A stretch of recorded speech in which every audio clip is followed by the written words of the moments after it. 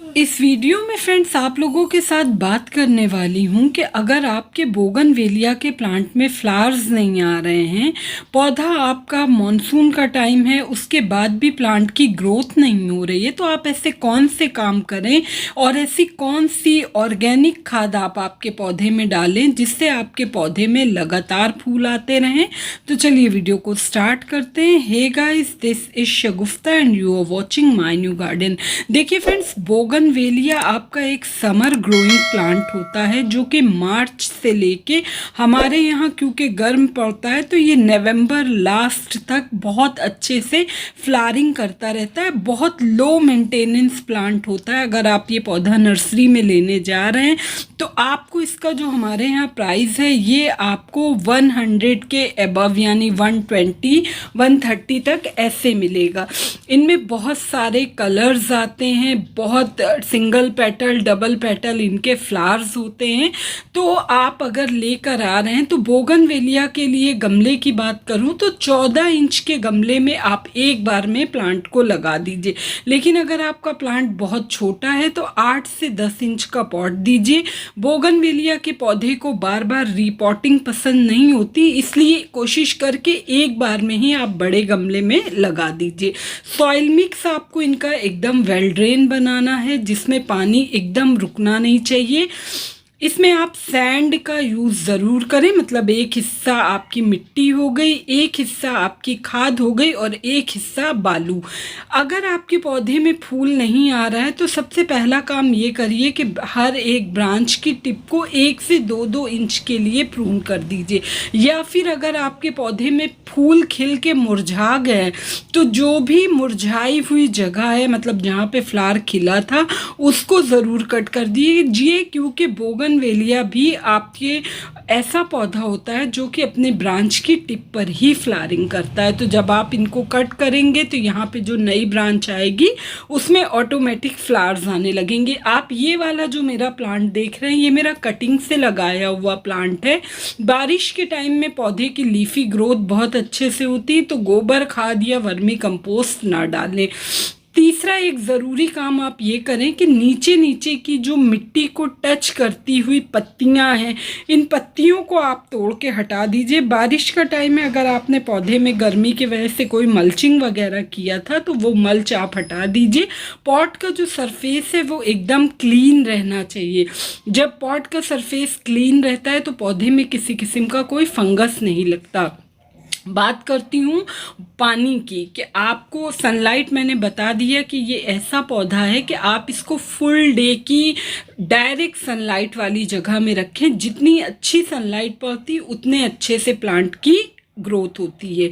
Watering की बात करूं तो ये ऐसा पौधा है कि अगर आपके पौधे में फूल नहीं आ रहे हैं तो आप पौधे की मिट्टी को, जिस तरह से मेरी मिट्टी आप देख रहे हैं उस वाले पॉट की सूखी थी, इस हद तक मिट्टी जब थोड़ा आपकी सूख जाए तब पानी डालें। लेकिन अगर आपके पौधे में फूल खिले हुए हैं, ये मेरा पर्सनल एक्सपीरियंस है, पौधे में अगर फूल खिले हुए हैं तो आप मिट्टी को इतना सूखने ना दें, वरना जो फूल खिले हैं वो जल्दी मुरझा जाएंगे। तो जब फूल है तो मिट्टी में एक मॉइस्चर मेंटेन करके रखिए। जब फूल नहीं खिला है तब आप मिट्टी थोड़ा सूख जाए तभी पानी डालें। अब यहाँ पे बात आती है फ्रेंड्स के, देख सकते हैं 2 तरह के मेरे पास बोगनवेलिया है।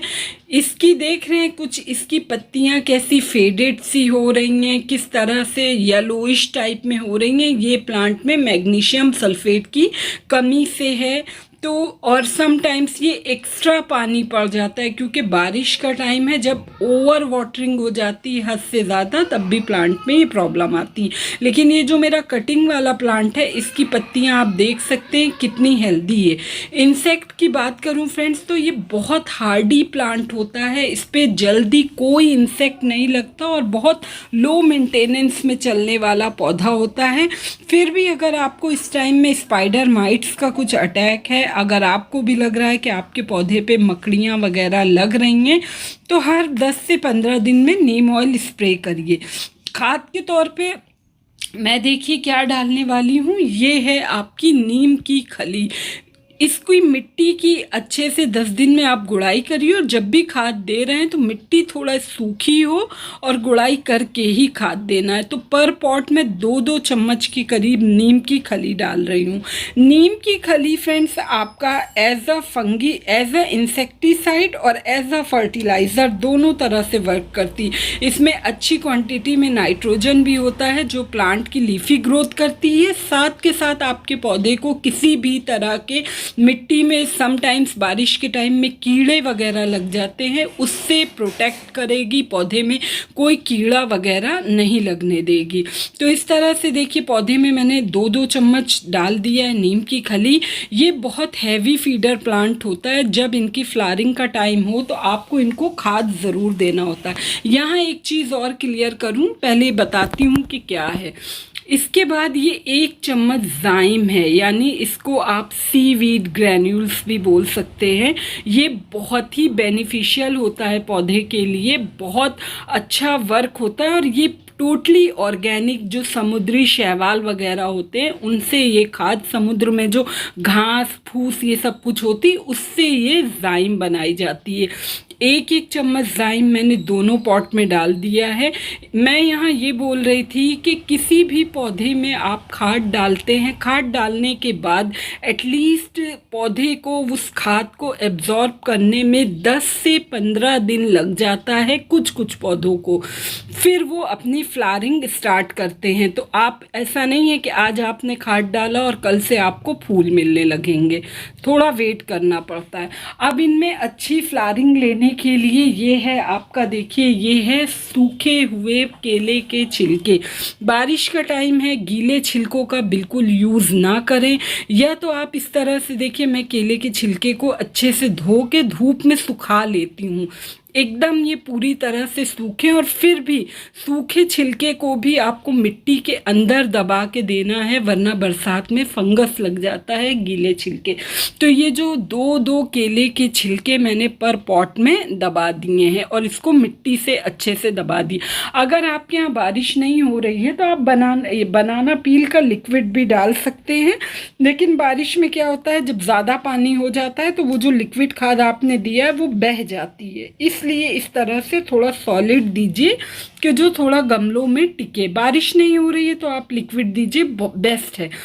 इससे आपके पौधे में लगातार फूल खिलते रहेंगे। प्लांट का जो फोटोसिंथेसिस का प्रोसेस है ये उसको भी बढ़ाता है। पत्तियों में भी पत्तियां लश ग्रीन आती हैं, उनमें चमक बढ़ती है पोटेशियम से।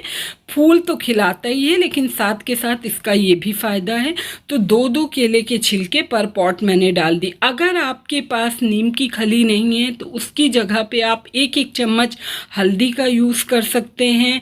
हल्दी भी बहुत अच्छा वर्क करती है। और आपका जो मैंने जाइम डाला है उसके जगह पे आप चौक, प्याज के छिलके, केले के छिलके और आलू के छिलके, इन तीनों को इक्वल क्वांटिटी में आप सुखा लीजिए एक बराबर लेके, और उसका पाउडर बना लीजिए, और फिर आप वो डालिए। देखिए इस वाले पौधे में ये मिट्टी से दब नहीं रहा है, तो अलग से ऊपर से मैं और सूखी हुई मिट्टी डाल के इसको दबा दे रही हूँ, क्योंकि छिलके मुझे ऊपर बिल्कुल भी पॉट में नहीं चाहिए। अब ये अंदर है, जैसे बारिश होगी तो ये अच्छे से अंदर सड़ेंगे, गलेंगे, और जो प्लांट की जड़ें उनको ईजिली एब्जॉर्ब करेंगी।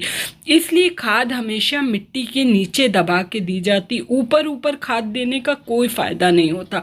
खाद डालने के बाद देखिए मैंने पौधे में पानी डाल दिया, लेकिन मैं पानी सिर्फ अभी एक ही पॉट में डाल रही हूँ।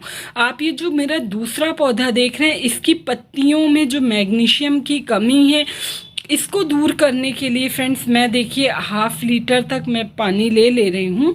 सॉरी, मैं अभी 200 ml, ये जो आप देख रहे हैं कंटेनर, इसमें 200 ml तक पानी ले रही हूँ। इसमें एक खाद बना के डालना है मुझे। ये 1/2 लीटर तक पानी मैंने ले लिया इसमें। अब इसके बाद इसमें मैं डालने वाली हूँ एप्सम सॉल्ट।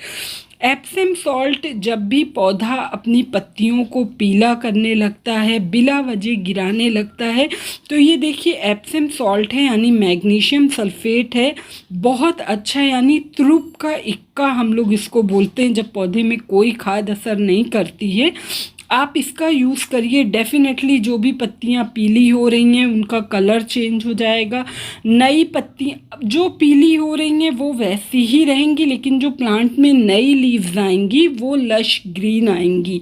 ऐसा नहीं है कि ये खाद आपने डाला तो दूसरे दिन जितनी पीली पड़ रही हैं वो सब हरी हो जाएंगी, ऐसा नहीं है। वो पत्तियां पीली ही रहेंगी, लेकिन जो पौधा नई लीव्स निकालेगा वो ग्रीन आएगी। इस तरह से देखिए थोड़ा थोड़ा मैंने पत्तियों पे भी स्प्रे कर दिया है। अब इसको फुल डे की सनलाइट वाली जगह शिफ्ट कर दूंगी। बस प्लांट में 10 से 15 दिन में फूल भी खिलने लगेंगे और पौधा एकदम लश ग्रीन हो जाएगा।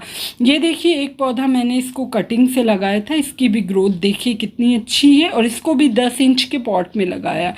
एक ये छोटी सी इन्फॉर्मेशन थी बोगनवेलिया प्लांट के बारे में। होप आपको अच्छी लगी होगी। अच्छी लगी है तो चैनल को सब्सक्राइब करिएगा, वीडियो को like and share. Bye bye.